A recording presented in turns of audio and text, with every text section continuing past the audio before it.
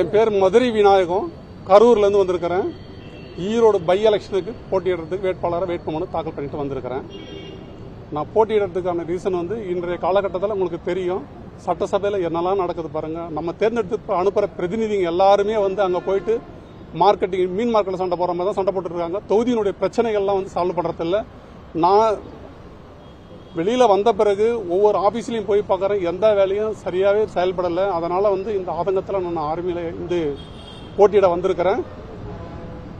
செய்கிற நிறைய சீர்திருத்தம்லாம் செய்ய விரும்புகிறேன். மக்கள் நிதி சுமையாலும் மன உளைச்சலாலையும் தான் இருக்கிறாங்க. அவங்களுடைய வரிப்பணத்தையே அவங்க எடுத்துக்கிறாங்களா கண்டி மறுபடியும் அவங்க வரிப்பணத்தை எடுத்தாலும் உறிஞ்சினாலும் அவங்க மேலே நிறைய திணிக்கிறாங்க.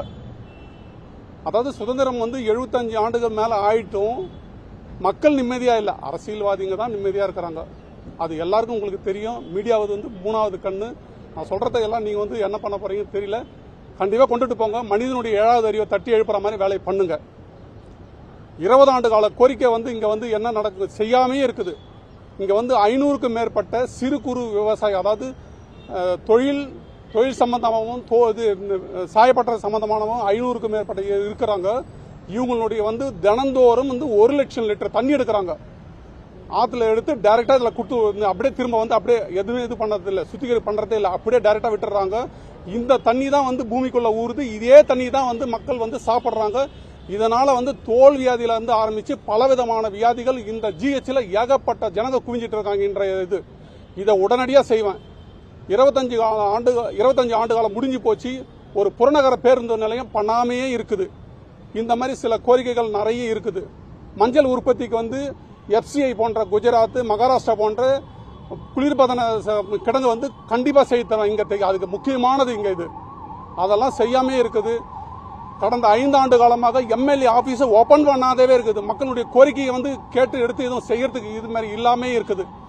எனக்கு மக்கள் வாய்ப்பு கொடுத்தே ஆகணும். நேற்று நான் நாட்டு மக்களுக்காக நல்லா இருக்கிறாங்க சொல்லிட்டு நான் போர்க்களத்தில் இருந்தேன். கார்கில் போர்ல இருந்து ஆரம்பிச்சு கண்டமிட்டு கண்டம் பாயும் அக்னி ஏவுகணை எல்லாம் இடுறாங்களா, அந்த இதெல்லாம் பணிபுரிந்து வந்த நான் மண்ணை பாதுகாத்தேன்.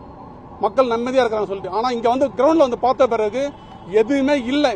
எனக்கே நிறைய இது நடந்தது. ஸோ அதெல்லாம் இந்த ஒரு இதுல நான் சரியான விரும்புறேன். இப்போ ஒரு காலகட்டத்துக்கு ஒரு உதாரணத்துக்கு எடுத்துக்கிட்டாக்கா, விஓண்ட ஒரு லெட்டர் கொடுத்தா ஒரு நாள்ல அவர் ரிப்ளை கொடுத்தாகணும். அதுக்கிட்ட ஆர்ஐ போச்சுன்னா 3 நாள் அது ரிப்ளை கொடுக்கறது இல்லை. அந்த மாதிரி தாசில்தார் 5 நாள்.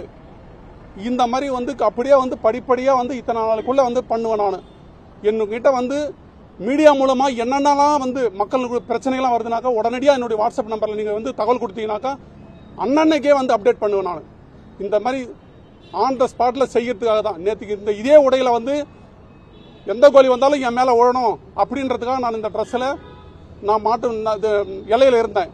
அதே ட்ரெஸ்ல இந்த தொகுதி மக்கள் நல்லா இருக்கிறதுக்காக செய்ய வந்திருக்கிறேன்.